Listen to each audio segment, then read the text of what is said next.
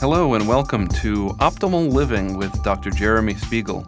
This podcast is sponsored by Casco Bay Medical, New England's most thoughtful practice, offering psychiatric evaluations, medication management, short and long-term psychotherapy, eye movement desensitization and reprocessing for post-traumatic stress disorder, opiate addiction treatment, and evaluations and recommendations for medical marijuana. Casco Bay Medical's offices are conveniently located in Portland, Maine, and in Greater Boston, Massachusetts. Today's topic, eye movement desensitization and reprocessing for post-traumatic stress disorder, or PTSD. And today, let's first talk about PTSD. What is it? PTSD is an anxiety disorder triggered by exposure to some really bad event, usually involving injury or death. This could be a disaster, it could be physical or sexual assault, terrorism, a bad accident. Often this is military combat. Or just by witnessing a traumatic event, you have the potential of developing this disorder, post-traumatic stress disorder, PTSD. Now, PTSD, if you don't know, involves three major areas of symptoms. The first area is reliving the event, the bad, horrific event, which disturbs day-to-day activity. You might have, say, flashbacks, where the event seems to be occurring in real time during the day as you zone out and feel as if you're back during the initial event. You may have intrusive memories of the event, memories that are upsetting, nightmares.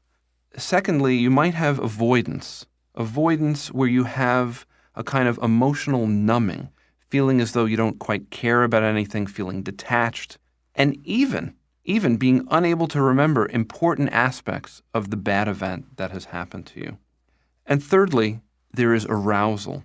Arousal where you might have difficulty concentrating, you might startle very easily, you might in fact have an exaggerated response to things that startle you. Of course, this can interfere with sleep, and you might have more anger than you normally would, feeling more on edge and aware of your surroundings, what they call hypervigilance. But, this all sounds like a sort of a dictionary definition, and these are the standard criteria for making a diagnosis if you're a therapist, a psychiatrist, or psychiatric nurse practitioner. But I think of it this way, actually. I think that what PTSD is at its heart is a memory, is a three-dimensional memory that gets stuck in you. It gets stuck in your brain, in your mind, in your body. And in its feeble attempts to escape you, you re-experience the trauma again and again and again. And as much as you might do to naturally avoid reminders of this trauma, unfortunately, the past is too present. And so, there are reasons why we are prone to this as human beings. We've survived for millennia. We've survived for millennia due in large part to our ability to replay events that we so badly need to avoid. And if we don't avoid them, well, we die. So we have this incredible ability to visualize, to remember. And in PTSD, this goes awry. Something goes wrong.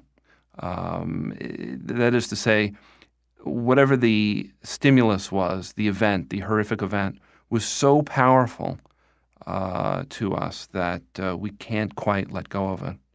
So today in the studio with me is a wonderful person. His name is Glenn Selwood. Glenn Selwood is not only a first-rate psychotherapist, not only is Glenn Selwood a practitioner of what we are going to talk about today, eye movement desensitization and reprocessing, otherwise known as EMDR. Glenn is also a veteran. Glenn was a medic with the Marine Corps in the first Gulf War. Glenn, thank you for coming today. Thanks for having me.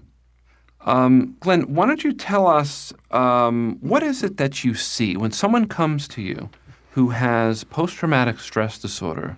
What do you see? What does the person present to you typically? Well, I like how you put it earlier when you say that it's a memory that a trauma memory is a memory that just replays over and over again against our will. So what I see is when somebody comes into my office and they're having flashbacks, they're re-experiencing this trauma like it's happening right now. But that's only part of it. The other part is that the part of their brain, their ability to get updated information about the current world, about the current moment that they're in, telling them that they're safe, that part of their brain starts to shut down.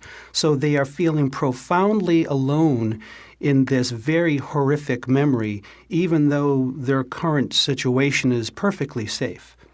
So their thinking mind shuts down. Exactly. If you think of a person's body like a big antenna, constantly getting up-to-date information about the world around you, the part of the brain that processes that current safe information stops working effectively. And at the same time, the part of the brain that processes the emotions, that holds these emotions, if you think of it like it's a videotape of a horror movie, only instead of just audio and video, you also get emotional data, you get physical memory. It's not just a memory, it's an experience. Yeah. So it's this kind of whole body, whole person kind of memory. It's not just a small image in your head that you can't quite quell. It's something larger, your entire person. Exactly. And the other part of the person's mind that does not work effectively in these situations is the part of the brain that has the clock in it.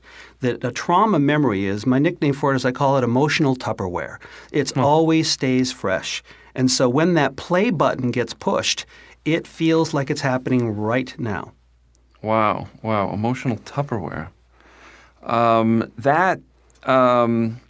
When somebody has a kind of trauma and you say that the emotional mind goes out of control, but the thinking mind shuts down, that means that somebody, even though it's safe where they happen to be, maybe they're in a supermarket or maybe they're at home with their family, still they can have symptoms and severe symptoms even of post-traumatic stress disorder, even though really there's nothing that's unsafe. It's nothing like being on the front lines as they might have been when they were overseas fighting. Exactly. In fact, they may not even be aware of a triggering event. They could be walking around the grocery store and all of a sudden it's like flicking a switch and they're in the middle of a panic attack thinking that somebody's going to get them. Mm-hmm. And they'll go out into the parking lot and gather themselves and have no understanding of what it was from their environment that triggered it. Wow. So what do you do with somebody who comes in? I mean, certainly you're not just treating veterans. No. So somebody comes in and they need treatment for post-traumatic stress disorder. Do you take them do you do a certain kind of assessment to determine what kind of treatment that you're going to give them? Exactly. To qualify for EMDR treatment, the person has to have some resources on board. In other words, they have to possess some ability to reground themselves, to get themselves back to some sense of calm. And so when I'm meeting with somebody for the first time, that's what I'm looking for. I'm assessing their resources. I'm assessing their ability to self-soothe and to ground. Self-soothe? What do you mean by that? To be able to regulate their breathing, for example. Okay. To be able to be aware of the current information. The current information, the current situation. Current situation. That they're in a safe room with a trained therapist. Exactly. Okay. The second thing I will do is I'll do what I call a narrative, which is I'll have them describe the traumatic event for me. When I'm doing this, I'm doing what I call targeting. I'm looking for the big